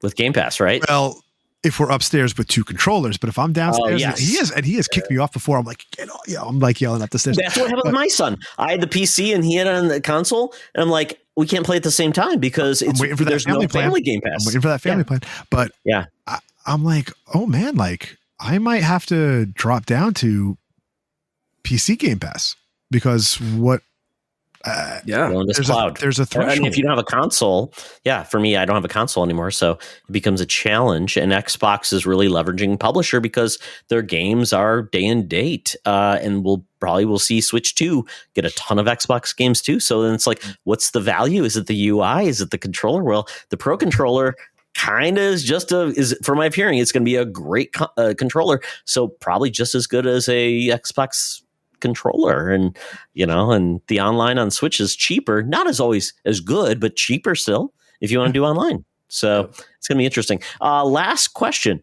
in regards to like PlayStation. We kind of covered everybody. PlayStation, I feel like, is on the precipice of having a rude awakening. They aren't putting out a lot of games. This year is going to be MLB The Show, maybe some third-party games they got as exclusive, and we have Ghost of Yotai. That's it for this year. No Spider-Man 3, no Wolverine, no other games. And if maybe you're excited about Marathon, maybe that's it. They are living high on the hog of third-party. They had a lot of I mean, I know people are like complaining about their first-party stuff, and I don't know what happened since PS4 to PS5. Like, I don't understand like the development process. Made live service games and they failed, and they failed. Okay, now make the real games we like. But they poured a lot of money and they invested a lot into third-party exclusives, because those third-party exclusives have been like, there's been a lot of them this generation. Yes. So I know people are like, oh, where's the first-party Sony games? It's like, well, you've still had exclusives. You just want it to be developed by a Sony developer. Yeah. And so I feel like we're like in this situation where X amount of years ago, when Sony was pumping out left and right and Xbox was coming out with nothing, and now you've done like this full switch and Xbox is pumping out, and now Xbox has a lot more under their umbrella, and all of a sudden Sony's dried out. And so we're like constantly complaining about the same thing. And it's like, just play games. Just play the games, man. Yeah. Go ahead, Mark. No, I was going to say, it's wild how the timing worked out in PlayStation's favor because of everything we've talked about, like price hikes and everything else. If the prices dropped significantly instead of raising like they usually do, like Matt, you said, at this point in the console life cycle, we're 5 years in, 6 years in, approaching whatever. We expect prices to drop. If that was the case and Xbox was able to drop prices, I think we'd be talking a different story right now of like Xbox is going to have the best hardware year they've seen since Xbox 360 because they've got some exclusive, they've got some great games, they've got day and date Game Pass stuff. Like they're firing on all cylinders, but it feels like they want, or they don't care, they want to get out of the console race or something. And whether it's ROG Ally or a Quest 3 Xbox branded something or other, or jumping on your TV or whatever, to Todd's point, like they don't have a streaming Game Pass. So it's great if my wife's playing Hogwarts Legacy on the TV and I want to float an Xbox window next to her on my Quest. We did that on this weekend and it was great. I could still see what she was playing on TV. I could still talk to her on the couch, and I was playing another Xbox game floating in the living room through my Quest. And it was a great little way to kind of like, my brother and I joked, it was like parallel play that you see with like toddlers. So my wife and I were doing that. But like PlayStation's timing was so good where it was like PlayStation game after PlayStation game after PlayStation game, and it just became like synonymous with quality gaming. And now they can ride that wave of like, we've sold 1 billion consoles, so we don't really give a shit. Play your third party stuff and leave us alone for a minute while we recoup and build some more of these games. And Xbox is like, hey, we finally got games. And everyone's like, it's too expensive, we don't care anymore. So it's like the timing just... Yeah. And what I'm about to say might be like, I might get dunked on. I don't know how many fanboys are watching, but it's like, I see Xbox now as looking at the future as a publisher. Xbox has purchased 2 of the largest publishers on the planet with Activision and Bethesda. And it's like, oh, look at all these Xbox games that we have. It's like, well, Yeah, and you have them because it's like the Yankees. Everyone complains that the Yankees have bought their championships. It's like Xbox just bought a lot of games, and that's awesome. And they had certain reasons, right? And like, we want these games to be available anywhere. And I love Xbox's backwards compatibility, and I love Xbox's like visions in terms of like, game preservation and stuff. And so it's like, and a lot of these, like, kind of like with the Psychonauts 2 thing, like we would not have been able to make this game if it were not for the Xbox publishing money. So we've got a lot of games coming under the Xbox umbrella. I don't know if these price hikes have to do with the fact that, hey, we just spent $70 billion. You know what I mean? That money still has to be recouped somehow. And so, yeah, there's a lot of games because Activision is huge and there's a lot of games, and Bethesda is huge. There's a lot of games. Like, we're talking about, like, we have Doom coming out. Doom is id. Doom is Bethesda. A few years ago, that was not a Microsoft game. Starfield came out. That is Bethesda. Oblivion came out. That is, but these were not Microsoft games. So Activision, we have Call of Duty. Yeah. It's like you bought Mark Teixeira, and now you bought Alex Rodriguez. Like, and it's okay. You had the money to do it. It's your right to do it. But at the same time, all of these games were coming out, whether the Xbox brand was on it or not. And, and then you hear Sony like, we just developed, looking for, what's the new studio that they just came out with? And they're constantly, LFG, you're going to make a game that's like, or something like that. The Gummy Bears game. Bungie spinoff, going to make it more of a more casual type of multiplayer like game. MOBA game or whatever, or MOBA game. And it's like, don't get me started. I mean, I'm not a Bungie stan or anything, but it's like, I'm glad that, like, Sony had that. Like, everyone was worried that Sony was going to buy From Software, right, with the whole Katakawa thing. Right. And I'm glad that they didn't. Leave them alone. Now they have like a big stake in From Software, but it's like, I don't know what's going on with some of those developers, because we look at something like GTA 2013 was the last time, was when Grand Theft Auto 5 came out. How long is it taking between development of Cory Barlog's God of War and now Cory Barlog's next game? Because that was 2018. Yeah. It's been about 7-8 years. Like, we're looking at these massive, almost decade jumps. Yeah, Sony hasn't come out with anything because they just pumped out how many games over the past 5-6 years. We're in this formula. Is their undoing. Yeah. They wanted to make the most ambitious games. They added bigger studios. The budgets got too high, and they couldn't actually recoup their costs. Kind of like Microsoft has basically said, we're going to subsidize the consoles as long as the sales grow. And they have not seen, in the 24 years they've been making consoles, 12 of those years, which is the most 12 recent, have been declines. Mm-hmm. So you don't subsidize something that's not selling it because you're going to say you're making it up on software sales. It hasn't. Where they realize now, with all of the studios they bought, they can sell to everybody and make a lot more money, not to take the risk. And the R&D and development and marketing, everything to make another box, that's a hard thing to tell your CEO. Hey, we're going to make another box. It's probably not going to sell better than the last gen. Should we invest $3 billion into it, even though we're probably going to end up at a loss? He goes, no. So develop those games, sell them everywhere. Yeah. You know what? Does it matter? We'll still sell controllers if maybe we can get them to work on PC. We'll still sell like the surface level console. Great. Yeah. That's for those enthusiasts that like our platform. And we're going to make a UI that actually finally works on Windows that actually isn't trash. So there you go. And then our games will play on everybody else, and we're making good. I mean, ultimately, people want, would I be happier if we had less boxes that just played good games? Yes.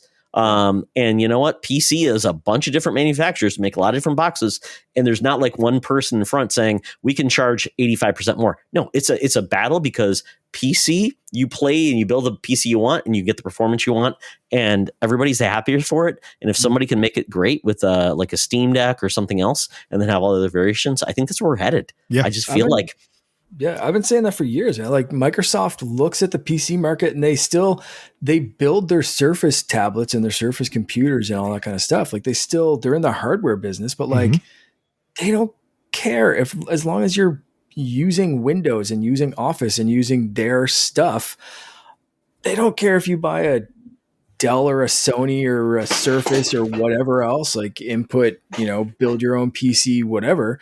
So like I can really see the Xbox business doing the same thing. It's like, well, here's our box. Like, okay, cool. If you want that, but like, it's also on this ROG Ally. It's also on this Quest. It's also on this and this and this.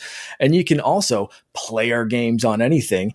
And you don't like, they just, as long as they're making money, they don't really care. Did you guys see the GTA 6 versus the Burj Khalifa comparison? Yes. I did not.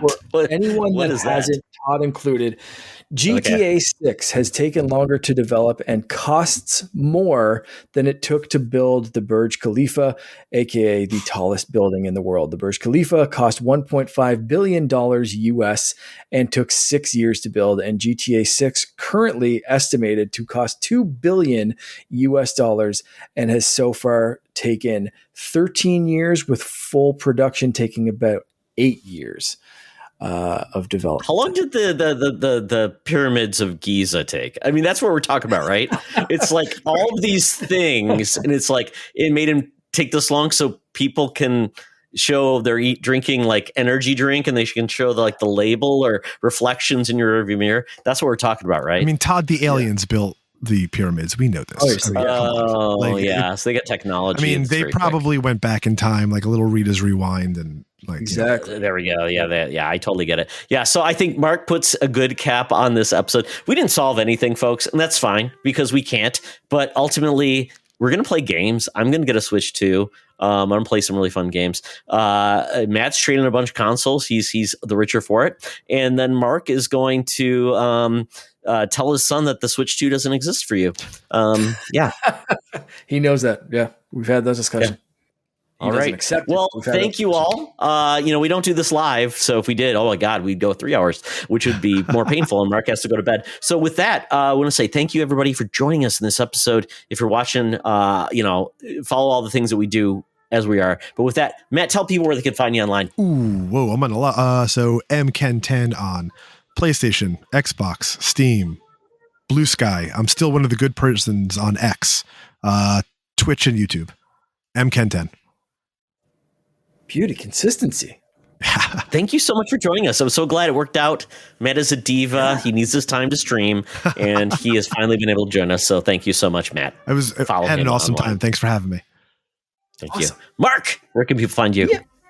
You can find me mostly over on Instagram at Canardian_Jedi. Every once in a while, I'll check Blue Sky or Threads. Blue Sky, you can find me Canardian.Jedi because I don't think they do underscores. And always hanging out in the Secret Friends Unite Discord group as well. Great. And if you're listening right now, you might be able to hear my son play his trumpet. Maybe you I was wondering what that was. I thought it was crazy for a second. He's playing upstairs. I was trying to think he's home from college. He's a music major. Yeah. Okay. Yeah. You might hear a trumpet in the background. It's my fanfare. I'm just glad everyone else hears it too. That's it. Yeah, absolutely. Now he's doing insane. If you want to check me out, I'm at Todd Oxtra at Secret Friends Unite on Blue Sky, at T Oxtra at Secret Friends Unite on the Threads. Check out our YouTube channel. Check out our Discord. Check out our Patreon.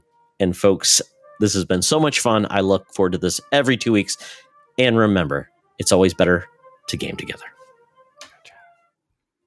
This podcast is part of the Secret Friends Unite podcasting network, available on Apple Podcasts, Spotify, and podcast services around the galaxy, as well as video on our YouTube channel. You can support Secret Friends Unite by becoming a Patreon member, get bonus programs and more over at patreon.com/secretfriendsunite. Join our Discord community for even more discussions on all things geek. For all the latest updates on Secret Friends Unite, make sure to follow us on Threads at secret.friends.unite and visit secretfriendsunite.com. Find our merchandise at TeePublic and Redbubble. Thanks for listening, and may the Force live long and prosper.